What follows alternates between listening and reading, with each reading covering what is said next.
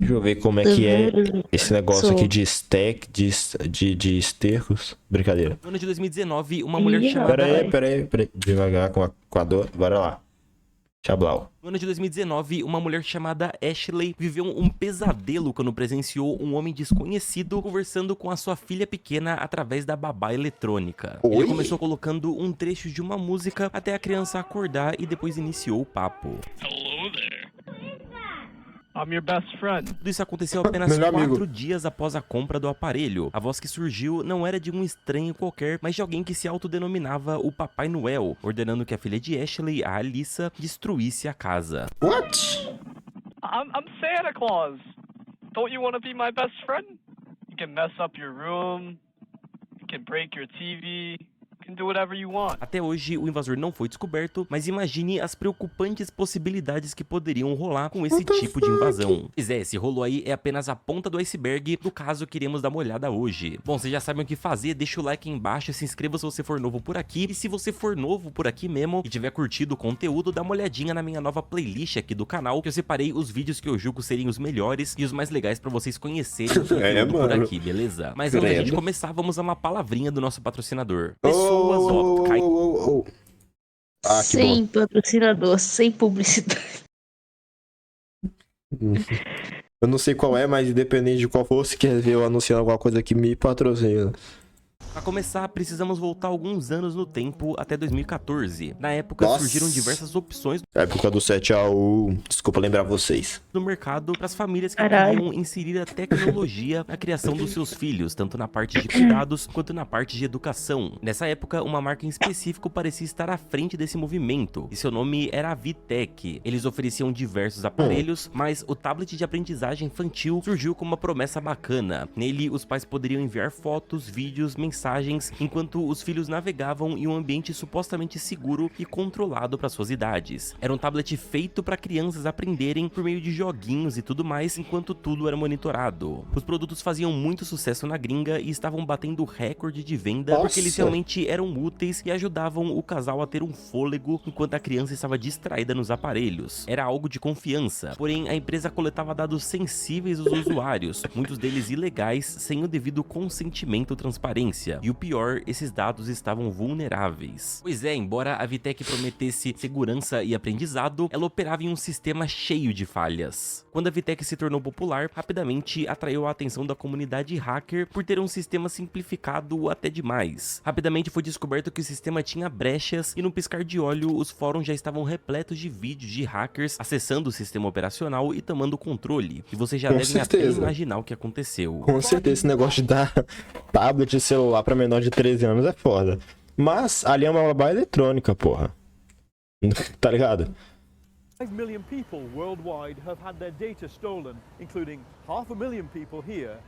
The hackers took names, personal details, pictures children had uploaded, and chat messages between them and their parents. A principal figura responsável por explorar a brecha das babás eletrônicas era de um usuário denominado como Slipstream, um pesquisador de segurança de 21 anos que trabalhava para a empresa Malwarebytes. Slipstream não sabia disso ainda na época, mas ele estava prestes a explodir um escândalo sem precedentes. O que pegou o nosso nerdola de surpresa e logo se tornou sua obsessão foi a descoberta de que o site da VTech usava o Adobe Flash no seu formulário de inscrição de usuário. Apesar de ter sido um padrão dominante na animação e na multimídia web no passado, suas inúmeras vulnerabilidades tornaram o Flash uma arma poderosa na mão de hackers por causa de uma coisinha chamada SQL Injection. Explicando de maneira super reduzida e simplificada, o SQL Injection funciona mais ou menos assim. Toda vez que você coloca suas informações de login em um site e clica em entrar, é executado um código no banco de dados que faz uma busca pelas informações que você forneceu para verificar se elas são verdadeiras ou falsas. Se elas forem verdadeiras, ou seja, se existirem, você entra. Se não existirem, as informações são falsas e aí você não entra. E se só sua senha não existir, aparece que ela está incorreta. Porém, se no lugar da senha você digitar apóstrofo ou 1 igual a 1, você vai estar adicionando uma informação no próprio código, criando uma nova condição. Agora, clicando em login, ele vai procurar pelo seu e-mail e pela sua senha, só que na senha vão ficar duas condições. Ou ela precisa ser verdadeira, ou 1 é igual a 1. 1 é igual a 1, certo? Sim, então o campo da senha Como assim? é verdadeiro e o acesso é liberado. E assim, num piscar de Caralho. olhos, aquela brecha permitiu com que o hacker roubasse, modificasse ou adicionasse qualquer Foi por isso que o Adobe Flash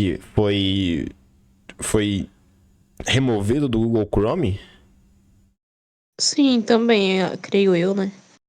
Caralho. Deve ter sido isso, porra, então. Porque, tipo, na época eu pensei, ué, velho, O povo mandava desativar também, por conta disso. faz sentido. Faz sentido. Agora tudo faz Caso sentido você pra mim. entenda. Agora eu entendi, agora eu saquei. Creio que foi Qualquer um coisa no- principal motivo, né? Sei lá. Provavelmente.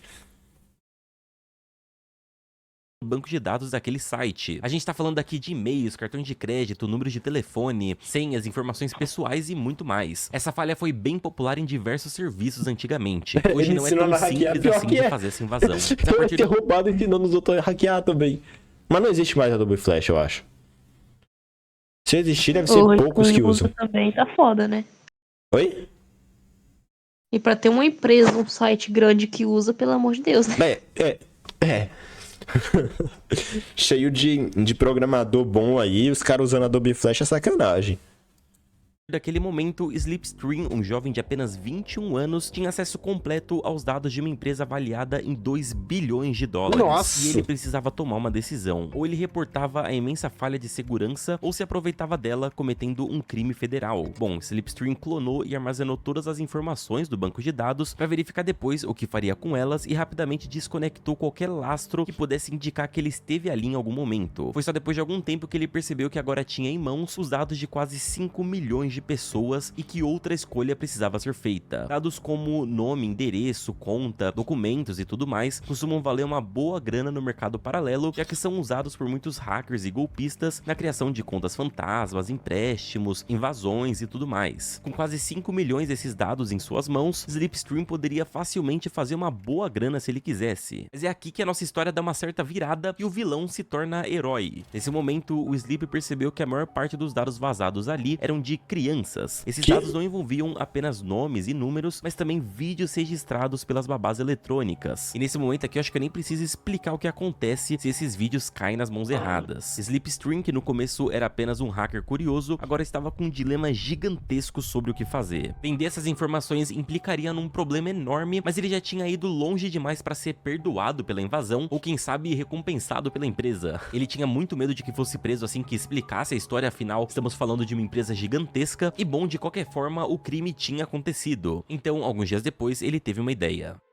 Slip passaria uma mensagem anônima a um jornalista sobre o rombo de informações e sobre a vulnerabilidade de 4,8 milhões de dados pessoais. Na sua mensagem, ele deixou claro que não iria vender ou expor esses dados e só queria que isso fosse corrigido para que não caísse em mãos erradas. Lorenzo, o repórter da Motherboard que recebeu essas informações, teve dúvidas sobre o que fazer de início. Se aquilo fosse verdade, seria o tipo de escândalo que poderia levar uma empresa Ainda vamos chegar nessa parte, eu acho, velho. Ainda não entendi também. à falência. Então ele chamou um especialista em segurança digital, o Troy Hunt, para verificar se essa falha realmente existia. Troy Hunt, na época, era famoso por usar suas habilidades em cibersegurança para ajudar diversos usuários, tendo inclusive criado um site chamado Have I Been Pwned, onde as pessoas colocam seus e-mails no campo de pesquisa e descobrem se já tiveram seus dados vazados de alguma forma, e esse site segue ativo até hoje. Ele ficou completamente abismado quando recebeu as informações do Lorenzo. A falha era sim real e a identidade de milhares de crianças entre 5 e 10 anos de idade estavam expostas. Não apenas suas identidades, mas suas vidas, seus vídeos, suas rotinas e até seus momentos mais íntimos. Era um escândalo sem precedentes. A história começa a ficar ainda mais absurda quando eles tentam contatar a Vitec para explicar o tamanho do problema e simplesmente não foram respondidos. Vale lembrar que estamos falando aqui de uma empresa de 2 bilhões de dólares. Foi só depois de mandar um e-mail, de ligar, ir até a sede e conseguir os contatos dos diretores executivos que a Vitec respondeu com uma nota simples dizendo que não estava ciente do ocorrido. Assim, como se não fosse nada, eles soltaram um comunicado de imprensa no dia 27 de novembro de 2015 dizendo que algumas contas foram comprometidas, mas não citaram números, não citaram a gravidade do caso e foi apenas isso. Isso foi tudo que eles fizeram para resolver a situação. Observando a falta de comprometimento da empresa, Lorenzo e Troy resolveram expor a verdade para o mundo em uma matéria investigativa e a Vitec precisou assumir publicamente publicamente no dia 30 de novembro de 2015 e quase 5 milhões de usuários tiveram seus dados comprometidos. E aí você já pode imaginar o caos. O escândalo não se limitou a uma região. Clientes do mundo inteiro estavam expostos e não era só mais um vazamento de dados, mas sim a privacidade das pessoas que estava totalmente comprometida. Em resposta ao vazamento, várias ações judiciais foram movidas contra a VTech, principalmente por negligência na proteção de dados. Essas ações alegavam que a empresa havia falhado em proteger adequadamente as informações pessoais dos seus clientes e por isso deveria ser responsabilizada. A questão aqui é que essa história tá longe de acabar na descoberta do vazamento.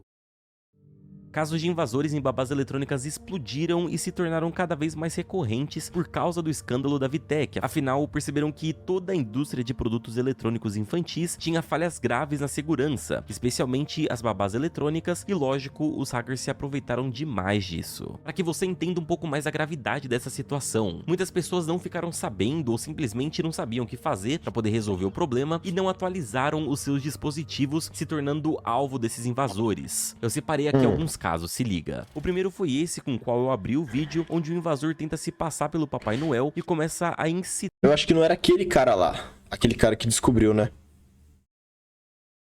Eu nem lembro quando eu vi, mas pá que não é. Acho que aí era outra pessoa que tinha conseguido os dados antes. Ou depois, sei lá. Enfim. Uma criança a destruir sua própria casa, apenas por pura diversão e nada mais. Um outro caso bizarro aconteceu no ano de 2019, quando um hacker invadiu o dispositivo de uma família nos Estados Unidos e esperou o filho mais novo, de 13 anos de idade, ficar sozinho para iniciar um terror psicológico contra ele. I see you. Só piora. I see you. Caralho. How's your day? What's your name? Ele fazia perguntas sobre Primeiro, que o garoto de 13 anos tem uma babá eletrônica? Pra começar. Vocês deixam na casa inteira, né, pra olhar, vai que tem mais de um filho, né, mano? Pode ser, pode ser. Pode ser. Que tem algum mais novo e... pode ser. Vida do garoto, que calmamente foi esperto e enrolou o cara até conseguir desativar a câmera. Do you play CSGO? What's it called? CSGO. What is that?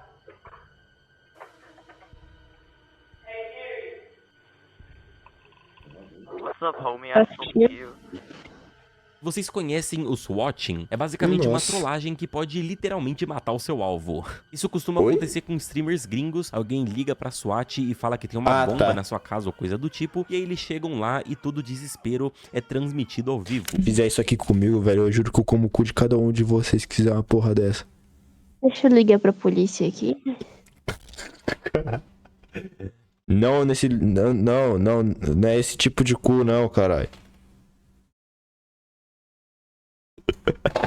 Mas e se eu te disser que alguém fez o mesmo com uma família e assistiu o caos inteiro se desenrolar por uma câmera de segurança da casa? Pois é. Em 2020, um hacker simplesmente enviou a SWAT pra casa de uma família em Atlanta por nenhum motivo especial, além de causar só um caos e desespero. Sina says around 10 officers surrounded her house because they had received a person shot called at her address. What they didn't know is that the person who made the call was watching their every move. Na Flórida, em 2020, uma família foi vítima de um invasor que passou horas proferindo injúrias raciais e zombando deles enquanto mexia também com o sistema de som da casa. E pode? Porém, como sempre na maioria dos casos, quando a polícia chegou, o hacker já tinha desconectado e não conseguiram rastreá-lo. É um prazer puramente sádico em perturbar crianças, adolescentes e até adultos. Em outro caso no Tennessee, por exemplo, o casal relatou que era acordado todas as noites por uma voz distorcida que agia como se fosse um poltergeist, fazendo barulhos e gritando provocações.